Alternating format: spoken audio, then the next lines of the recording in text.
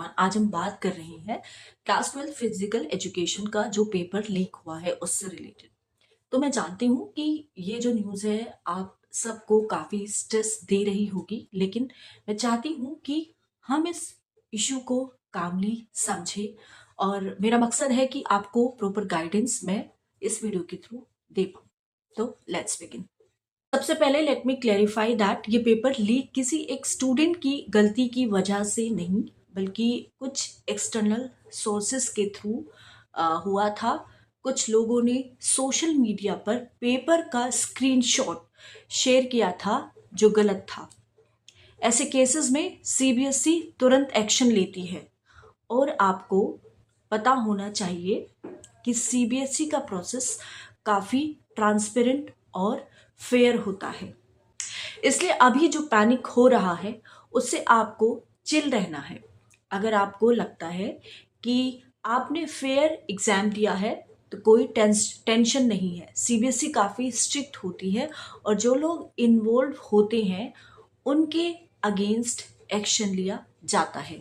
तो हम देखते हैं कि क्या क्या एक्शन सीबीएसई लेता है। अब अगर पेपर लीक हो जाता है तो सीबीएसई का एक्शन क्या एक्शन लेती है। पहली बात, वो लीक का इन्वेस्टिगेशन स्टार्ट करती है और अगर पेपर लीक का केस कंफर्म होता है तो सीबीएसई री एग्ज़ाम करवा सकती है।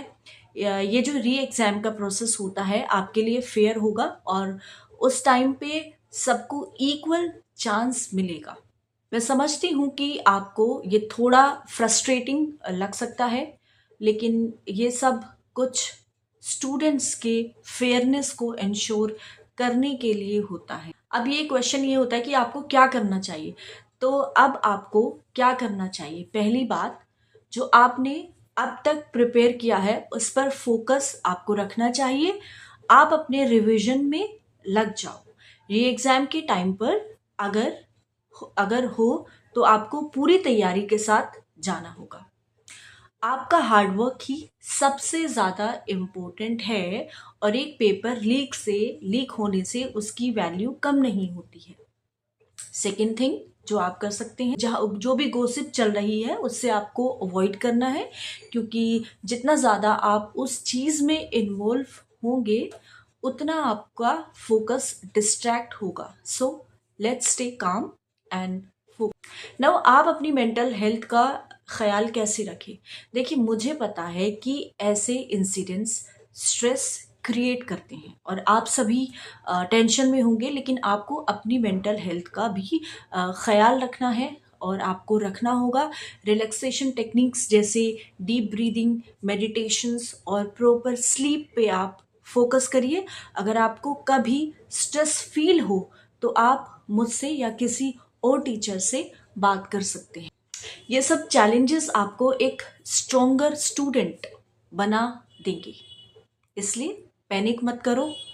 आपका हार्डवर्क ही आपका सबसे बड़ा एसेट है। पेपर लीक या कोई भी एक्सटर्नल फैक्टर आपको आपके एफर्ट को इम्पैक्ट नहीं कर सकता। आपको ये कहना चाहती हूँ कि अपने गोल पर आप फोकस रखिए। सो आपको सिर्फ अपने स्टडीज पर ही फोकस करना है। रिमेंबर, आप सब इंटेलिजेंट है और हार्ड वर्किंग है और ये इंसिडेंट आपको डिस्ट्रैक्ट करने वाला नहीं है। So let's stay focused and do our best in the exam. अगर कुछ भी अपडेट होता है मैं आपको अपडेट करूंगी।